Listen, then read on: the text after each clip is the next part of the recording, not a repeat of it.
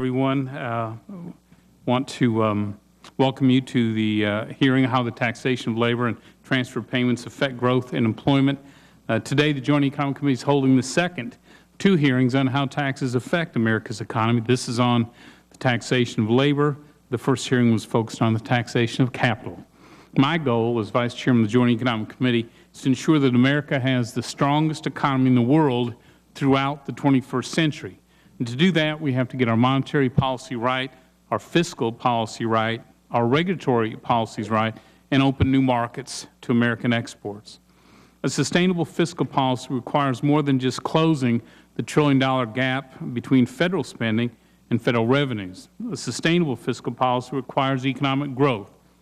A growing economy improves our fiscal outlook by increasing Federal revenues and reducing Federal spending relative to the size of our economy. Sadly, however, economic growth and job creation is lagging under President Obama. To understand how poorly our economy is performing compared with its potential, let's look at this chart and compare the big government-oriented, I think, Obama recovery to the free market-oriented Reagan recovery. From its low point in February of 2010 following the recent recession, the Obama recovery produced private sector job growth of 4%. Over the comparable time frame, the Reagan recovery far eclipsed the Obama recovery with 10.1% of private sector job growth. President Obama had the same growth rate of private sector jobs as President Reagan enjoyed. We would have over 6.5 million more jobs today. That's more than one job for every two workers currently counted as unemployed. From its peak in October 2009, the unemployment rate has declined by 1.9 percentage points under the President. Over the comparable time frame, the unemployment rate dropped by 3.4 percentage points under President Reagan.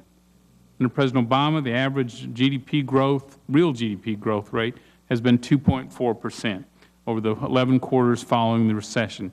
Over the comparable time frame, President Reagan delivered average real GDP growth rate of almost 3 times that amount, 6.1%.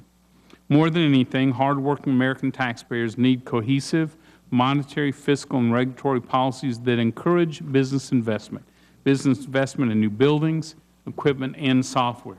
Joint Economic Committee Republicans have shown that such private sector business investment is the key to robust economic growth and private sector job creation.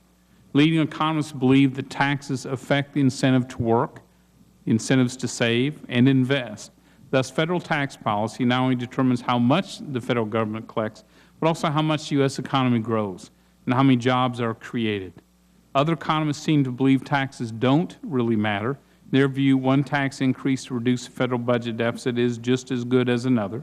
The purpose of this hearing is to examine the empirical evidence offered by both sides of this thoughtful debate. In his written testimony, Dr. Rogerson presents evidence that taxes on labor substantially reduce employment and economic output. When these taxes are used to fund transfer payments and social services, the adverse effect on jobs and economic growth are even greater. Dr. Biggs presents evidence that these adverse effects depend in large part on the specific tax and benefit rules of each entitlement program. Older workers are especially sensitive to the marginal net tax rate. That's the additional after-tax income received in exchange for working and paying taxes an additional year. For his part, Dr. Johnson presents evidence that our taxes are lower than they have been at times in the past, and they are lower than many other countries' taxes today. The question we face today is whether tax policy really matters. Can Congress allow the tax reductions of 2001, 2003 to expire without any adverse effects on jobs and economic growth? Would this be, as many leading economists and my Republican colleagues have suggested, a tax-mageddon?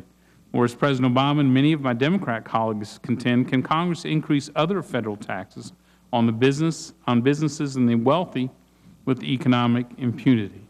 Should Congress instead focus on fundamental tax reform and carefully consider which tax policies will provide the greatest boost to long-term growth and job creation in the private sector? Hopefully, today's hearing will help us answer those significant questions.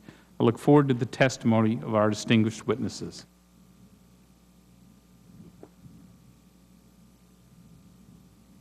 Senator, would you like to make a